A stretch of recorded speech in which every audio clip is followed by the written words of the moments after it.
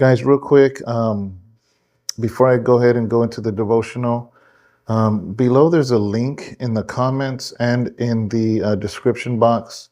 It's a GoFundMe, guys. Thursday morning, we were woken up at 6 in the morning, and my brother-in-law, Sharon's brother-in-law, Sharon's little sister's husband, has been in the family for 21 years, was in a horrible accident, and he lost his life. And I was asked by my sister-in-law, the now widow, to put the link of a GoFundMe to help, guys. If you have it in your heart, if you are blessed by everything that Sharon and I do, if you're blessed by everything Sharon does, this is a great way to be a blessing to Sharon, because this is her little sister going through this. And Sharon is there now. I took her to the airport. She flew to Utah yesterday, Sunday night, and she's there now. And these are things nobody ever expects to happen. But please, if it's in your heart, it doesn't matter if it's $1, if it's more, whatever it is that God puts in your heart. And if we have been any type of blessing for you, please think about helping if you're able to. So with that, guys, I'll go ahead and go to the devotional. God bless. All right, guys, good morning. It is Monday night for us, Tuesday morning. For you guys, we are by the time you see this, we're in the midst of Holy Week. Holy Week is from Palm Sunday to Resurrection Day Sunday. Here at House of Rest, this is something we've always recognized. It's a great way to get some of the congregation to do something different. That's been our theme every year, do something different. I have testimony of church family that literally saw the challenge, did something different, and now they're part of our church, and so I truly believe in it, and even those within the church. So anyways, earlier today, yesterday for you guys, but for me, we did evangelism. Well, the team always does evangelism, but I went to do evangelism with them, and it was beautiful. We had some new church family members out there supporting the team that's already out there. So they did something different. They took up the challenge, and it was really nice to see that. And then Tuesday night, which is intercession prayer, I am hoping that new people will go to that. I'm going to be inviting people on my social media, on Facebook, on Instagram, and all those things. So, we want people to do something they don't normally do, whether they're church family or not church family yet, So evangelism Monday, which we did, intercession prayer Tuesday, the Bible study I have on Wednesday, the Bible college, we're having open house. So anyone can attend the 5:30 to 6:30 session or the 7 o'clock to 8 o'clock session. It's open house for anybody, so you can check it out. And then on Friday is our Good Friday service. You do not want to miss that. It's one of our big things that we do at House of Rest. It's something we've done from the very beginning, 12 years ago. And we're looking forward to that. And then Saturday, we're having an hour of blues and rock and roll with Pastor George. He's an evangelist, and he's going to be sharing music and sharing the word between 6 and 7, one whole hour. And then Sunday is Resurrection Sunday, guys. We're having a combined service with our Spanish and English service, so it'll be a bilingual service. And really excited about that. Aside from everything that's been going on, I'm not sure if you know or not, but a very, very close family member lost his life, and Sharon has flown out. She comes back in a few days, but she basically this happened Thursday, and in the midst of, service and everything, she waited out. But as soon as Sunday service was over, boom, I took her to the airport, and she's with her sister right now. Now, besides that, which is a horrible thing that happened within our family, like I said, we're in the midst of Holy Week. And anyways, I wanted to share something with you that a good brother of mine sent to me. And I have a feeling some of you are going to want it. So I'm going to figure out what his link is or whatever, if it's something that you are interested in. He's out of Los Angeles area. I was very close friends with his brother, his older brother, who went to be with the Lord. And at the celebration of life, that's where I met, this brother, which was his younger brother, Brother Manuel. And he sent me some shirts that he had designed, and I was blown away. Anyways, I'm going to show them to you. The first one is this one. It says, straight Fulio, 1 Corinthians 1:27, the foolish and the weak, chosen by God, because God chooses the foolish things of this world. I mean, this is really nice. He's got on the back top, he has his Figs creation, because his last name is Figueroa. So that's one of them, one of the designs he showed me, that he sent me. The other one, oh, this one's fire. Look at this one. Holy Spirit, Comforter, Counselor, Helper. And he uses high-end shirts too. Look at that, Pro Clubs. Look at the back. He has that logo, Figs Creations. But yeah, man, Holy Spirit. He sent me 4 designs. Let me show you the third one. I actually wore this. No, I didn't wear this one. I wore the other one. Look at this one. Jesus Gang. Matthew 22:14. Chosen. Again, it's he has his logo, Figs Creations, and the last one. Oh, he sent me some hats too. I'll show those to you tomorrow because I don't want to get up, because then I'll have to get off camera. This is the one I wore yesterday.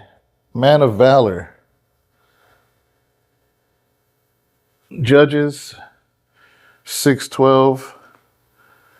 And the angel of the Lord appeared to him and said to him, the Lord is with you, you mighty man of valor, where he's talking to Gideon. And on the front, it has the logo, Figs Creations. So if that's something you're interested in, comment below, and maybe I'll ask him if somebody's interested, and maybe he'll put a link up on there, leave a comment or whatnot. But yeah, like I said, he sent me that. He sent me some hats. Sorry about that. Man, yesterday service was beautiful. So many people, so many new faces. We had a fundraiser for Mighty Mateo. Mighty Mateo is a 10-month-old baby, or maybe 11 months now. And he had cancer. And we are praying in the name of Jesus, because the moment we prayed for him about a month ago, the cancer that the doctor was claiming was shrinking, and we are just having faith and praying. But nevertheless, we had a fundraiser because Mom and Dad are having a hard time because of his multiple visits to the hospital, and he's a baby. They can't just leave him with nurses. Like, one of them has to take a day off, and they're just financially really hitting. They're a young family too. So we had a fundraiser yesterday. Brother Gabriel was out there cooking up chicken, cooking up carne asada. The women were putting plates together with guacamole and salsa and rice and beans. And a lot of the people in the church donated their time and their cooking to bring the dishes, and the whole church made it happen. And I just want to thank every single person that helped, whether it was to cook or whether it was to serve or put the plates together just to make it happen. Props, I mean, when we do things with joy. We do things, out of our heart, because we were doing this because we know that every single penny was going to bless this family of this little baby, and and for us to do that, it was a beautiful thing to see. So many people bought the plates, and the plates they weren't cheap, man. They were $20 a plate, but it's a fundraiser. It's a fundraiser to help this family. So it wasn't even about the food, even though the food is good. It was about raising funds to help this beautiful young family that, matter of fact, the family has came to Christ because of this situation. And a friend, Brother Rigo, told them, come to my church. And they brought him, and we laid hands on him in the name of Jesus, and things began to get better. They're going to continue to get better. We're going to have faith in the Lord, and everything that the Lord has in store for this little boy, but it was a nice time. So, man, there's so many things that I want to talk about this week. I really want to be able to get a chance to, I don't know what to do with myself. Sharon's gone. So like, today I washed clothes and then I cleaned this living room and started deep cleaning the floor, the wood floor, and started getting stuff in the trailer. And me and Abraham are going to do a dump run in the morning, and we're going to take some more things to the church since I'm going to have the trailer on, and and just getting things done. But I do want to find some time to tomorrow before intercession prayer to get in that podcast room, because there's some things I want to talk about. I was talking to LA Times Brother Paul. That's his YouTube channel, not the real LA Times as far as the newspaper, but LA Times with the Z, Brother Paul. Had a great conversation with him, talking about different topics and whatnot. And I'm just like, you know what? I want to hit some of these topics, and so I don't know if he can get on with me because I didn't ask him, but maybe I'll see if he can or not. I'm not sure. But either way, like I said, do something different, guys. Read the Gospels. Read, this is the last week. So if I were you, I would say something like this is, actually, do I have my Bible here? Oh, yeah, I do. Let's read something. I don't have my glasses on either, and it's kind of dark in here. I was deep cleaning the floor here. We had moved everything out of the living room, and I had my light that I use for podcasts shining because these lights are kind of dark. It might look bright to you, but it's not, and it killed the battery on it. So not only is it a little dark here, it's I don't have my glasses. But let's see what we can read here, because it is Holy Week. What I want to do is read after, since we talked about Palm Sunday, let's read something that happened after that, so we can get a better context of what was going on that week. Okay. And if you don't really know what that means, what does the Palm Sunday mean? I did a whole sermon on it. So maybe if you get a chance, you can check that out. And, oh, there it is. Okay. So we're going to be reading out of Luke.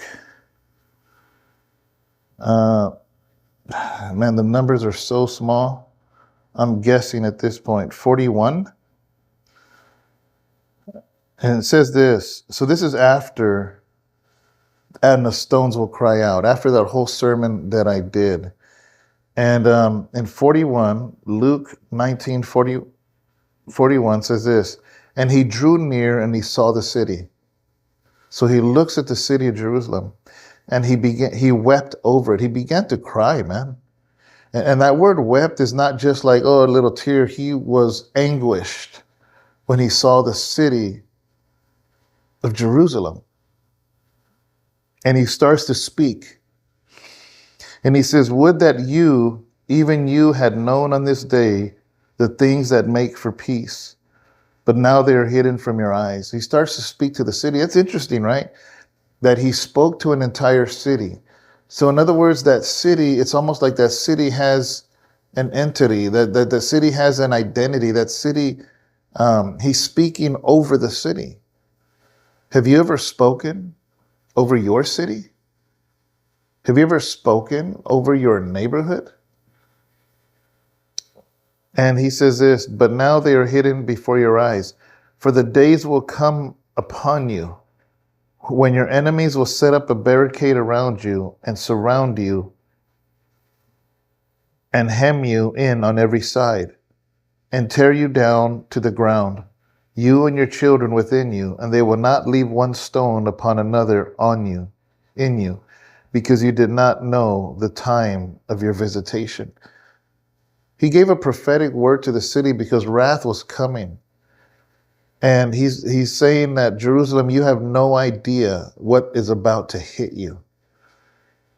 And as we know, or many of you, maybe you don't know, that it wasn't too long after Jesus died and resurrected that the Romans came and destroyed Jerusalem, destroyed everything. And this prophecy came true. And because of it, see, the Lord wasn't happy about it. He wept over it. He wept because he was able to, he just like, you're hustle and bustle, you're doing business, you're getting married, you're having life, you're having children, you're going about your business, people coming and going, but you have no idea what calamity is about to hit you. Your life would never be the same again. And so many people died. When the Romans came in, it was a massacre. And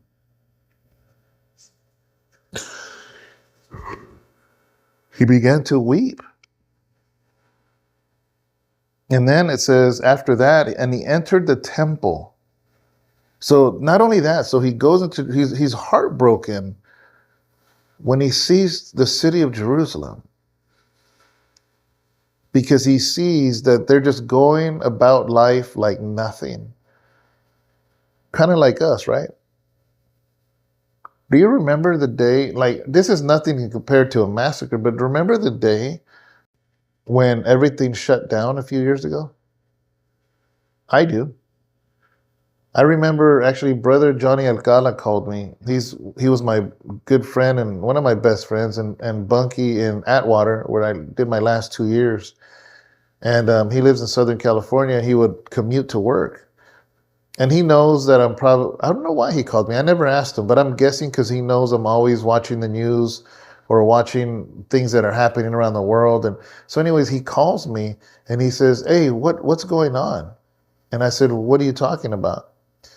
He says, I'm on the freeway and every supermarket has lines of people lined up outside. He goes, I passed by Costco or Target or one of those, he goes, or a few of those. He goes, there's long lines of people. And I'm just like, I have no idea.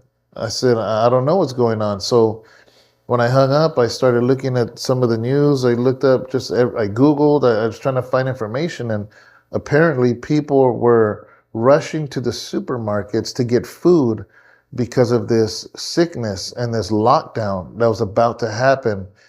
And I remember calling Sharon. That's when she was working not too far from here, maybe 5-10 minutes away from here. We were planning to go grocery shopping that day. After I was going to pick her up from work around 5, I think, and then go grocery shopping. And this was about noon. So I called her and I said, hey, Brother Johnny said in LA, everybody's lined up, you know? And so I told Abraham and Matthew, because I had no idea what the situation was going to be like. For all I know, the lines were long here too. I had no idea. I said, and in case people were aggressive, I didn't want to be alone. So I took the 2 boys. I said, hey, this is happening. This is going on. I don't know what's going on. I don't know what's going on in the country. But apparently people are grabbing up all the food. So we got to get to the grocery store now. So I chose to go to an off-brand grocery store. I didn't want to go to one of the big ones because I had no idea what it was going to look like. And we beat the crowds, man. There was nobody in line, a couple people shopping here and there. And boom, we started grabbing waters. We started grabbing some dry goods. We started grabbing, I mean, everything, eggs and frozen chicken. And I mean, just whatever you need to get. A lot of the staples, rice and beans. And remember, we grabbed a couple stacks of top ramen because I didn't know what was happening. I don't know what's going on. All I know is we need to have food in this house, you know. And anyways, by the time 5 o'clock came, the time I would have got groceries, boom, it hit over here too. And people were lined up at all the grocery stores, Save Mart, Walmart, Winco, you name it, Costco. It was insane. We just beat it by hours. So I say that to say this, and you guys probably have a similar story, what you remember happened. Whether you would agree with it or what they did or not, the fact is that it happened and everything shut down. It was insane. Everything shut down, everything, you know, and I don't got to tell you because you guys experienced it yourselves. But like I said, before Johnny called me, life was normal. It was just any old same day. Nothing was different. Sharon was at work. I was working here on my laptop. And everything changed like that. Boom. So the Lord is weeping over Jerusalem because he sees that everybody is just living their life, doing their normal, mundane stuff, repetitious stuff. And he sees that they have no idea what's about to hit him. So then he makes his way to the temple, the place that is considered holy, the house of God. And he entered the temple and began to drive out those who sold, saying to them, "It is written, my house shall be a house of prayer, but you have made it a den of thieves, a den of robbers." A lot of people take this and they're like, see, it's wrong to sell merch. It's wrong to sell Christian shirts or whatever. Guys, you got to understand the context of this. Now, of course, you can overdo it with merch. Of course, you can overdo it. I saw a guy one time in a church in San Jose. He was there to minister prophetic word and lay hands for healing. And I remember, never heard of him until that day. Somebody says, "Oh man, you got to see him. He's going to be here. He's going to be there. You got to check him out." So I was like, "Well, let's check him out." This was before I even pastored a church. And I went, and it was okay. It was good. But in the middle of his message, he goes into straight infomercial mode. And he's like, "Guys, if you really want to be blessed, you'll buy my CD set. And if you get this one, you know, you get this CD, this CD, and this CD. And if you get it now, I'll throw in this one." Like, it was a straight infomercial in the middle of his message. And the sets were like $75. And I'm like, I get it if you want to sell that at the table in the lobby after, because if you came to speak, maybe that's your way of being blessed, you know, and nobody has to buy it. People can just walk past you in the lobby and go home, and they would just be blessed by your message and not spend $1, you know. But the fact that you did it in the middle of your sermon when you had the attention of 800 people in that place, like, he could have just said, "Hey guys, if you like this message, I have some things," whatever, that's fine. I don't see a problem with that. But straight up in your message, and it turned into a 10, 15 minute thing within your message about the CD sets you had. Anyways, in the context of Jesus, he goes to the temple and people were selling animals to sacrifice. And here's what I've heard historically, is people would travel far to come to Jerusalem to sacrifice an animal for their family, for the sins of their family, for blessing, or they went to tithe, they went to give an offering, and they would bring their best animal, their best lamb, their best little goat, their best whatever, And when they would get there, these people that were selling things, there's animals, it was like a scam. And it's like the religious leaders are getting a percentage. This is what I mean. Is this poor family traveled 2 weeks to get there to sacrifice their lamb that is unblemished and perfect, and they would inspect it. The religious leaders would inspect it, and they would find a flaw. And they'd be like, oh, nope, can't sacrifice. Sorry, look, we found this flaw. And this poor family that brought their best lamb traveled 2 weeks for this moment. And then the priest would say, oh, by the way, it's flawed, so sorry, but see that guy over there? He has some lambs and that are already pre-approved. And guess what? Those lambs were upcharged. Maybe 2, 3, 4, 5 times what it was actually worth. But what's this family going to do? They just traveled a long way for this moment. So they were forced to buy the upcharged animal out of desperation. And that's why Jesus called it a den of thieves. If you're selling merchandise, you're not a thief. He called them thieves because they were thieves, because they were scamming the people that they knew were coming from far. And it wasn't even, people, remember in the book of Acts, there was a eunuch that traveled from Ethiopia? People that traveled really far, just so these money changers were in cahoots with the religious leaders to maximize and get people for their money. That is why Jesus had a problem. Not because they were selling merchandise, but because they were robbing the people. And he entered the temple, began to drive out those who sold, saying to them, it is written, my house shall be a house of prayer, but you have made it a den of robbers, a den of thieves. And I'm going to finish it off. It says, and I think it says 47, and he was teaching daily in the temple. The chief priests and the scribes and the principal men of the people were seeking to destroy him. Why were they so angry? Why were the religious leaders angry that he kicked out the money changers? Why were the religious, think about it.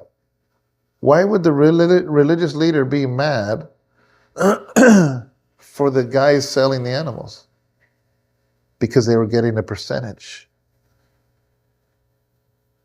To the point that the chief priest and the scribes and the principal men of the people, I told Sharon I was doing a devotional, and they have made it into a den of robbers. And because of that, they wanted to destroy him. But they did not find anything they could do, for all the people were hanging on his words. Wow. So this is some of the things that happened, guys, on Holy Week. We don't know what day specifically when it happened or not.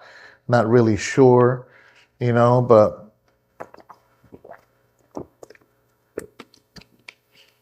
I want to talk about different things that build up to the Last Supper, to the arrest, to the crucifixion, and to the resurrection. So with that, guys, I'm going to leave you with that. And I'm going to call Sharon, make sure everything's okay. But I do plan on getting in the podcast room. Not sure what I'm going to do, but I'll do something. I want to give you guys extra. I want to give you guys more, especially during Holy Week. I'm not sure if you got to see the live, but I went live at the evangelism. I recorded about 15 minutes of it. That way you can kind of get a gist for what goes on out there too. So, but thank you guys. God bless you. Thank you so much. See you tomorrow. And if you are local, Come to the intercession prayer. You know what? I'm going to go live with it. Let's go live with it. That way you guys can experience intercession prayer also. So thank you so much. God bless.